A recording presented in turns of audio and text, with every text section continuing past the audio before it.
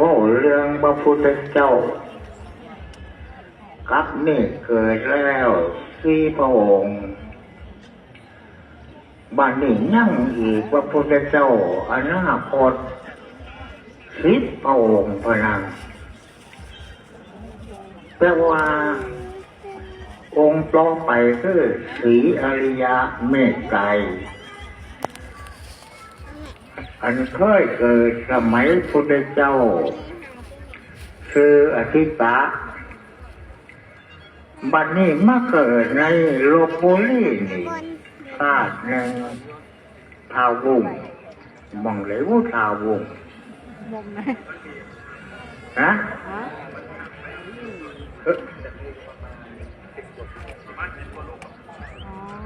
กันไปจะเห็นพระพุทธรูปศรีอริยเมตไตรอยู่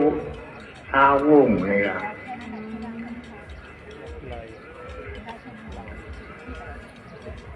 แม่นี่หลีนล่ะกันไปยังติดพ่อ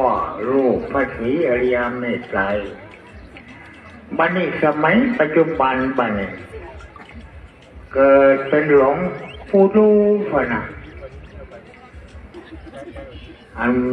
หลวงพ่อลังตังว่าปู่ดูน่ะคือศรีอริยเมตไตรบ่เอ้าคือว่าจังซั่นไปยังสงสัยอยู่ต่อจากศรีอริยเมตไตรละแม่นพุทธเจ้าอีก9 องค์คือว่าล่ามะพุทโธธัมมะราชาธัมมะสามีธัมมะรังสีนาราธะพุทโธเทวะเทโวติโสสุมังคโลแปลว่าสิยังพุทธเจ้าอีก10 พระองค์อันนั่งอยู่นี่อาจจะพ่อพระพุทธเจ้าองค์ไหนองค์หนึ่งในอนาคตคอยกระทำบุญให้ท่านรักษาศีลเจริญเมตตาภาวนากันท่านหลายรักษาศีลกติไล่เกิดเป็นเทวดาการเจริญเมตตาหลายๆก็คือได้เกิดเป็นพรหมอยากเกิดเป็นมนุษย์เมื่อสิ้นสุดเกิดในเทวดาก็มี6 สันสัญจาสูมตาวติสายามานิมมาลดีปารานิมมาลดีพรหมก็มี20 สันออกมาแล้วเกิดถึงตกลงมาเกิดเป็นมนุษย์อีกสิ้นอายุก็คอยบำเพ็ญทานปารมีศีลปารมีเนกขัมมะปัญญาวิริยะขันติสัจจะอุเบกขาคอยบำเพ็ญเพียรการทำบุญหลายก็จะได้ผลบุญคล้ายๆเฮาเฮ็ดให้เฮ็ดหน้าน่ะครับหน้าหลายทำฟานใสหลายก็จะได้บุญได้เข้า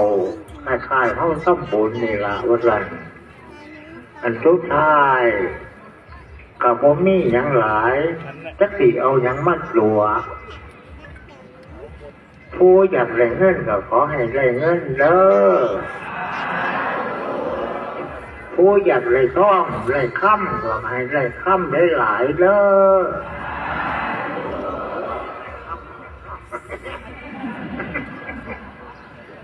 ผู้มีหนี้คอยสิไปใช้หนี้ให้ดอกผู้อยากได้รถก็ให้ได้รถเด้อผู้อยากได้ที่ขายที่ก็ให้ได้ขายเด้อ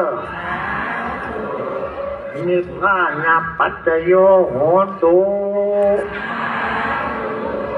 ขอให้พวกท่านได้รับผลบุญ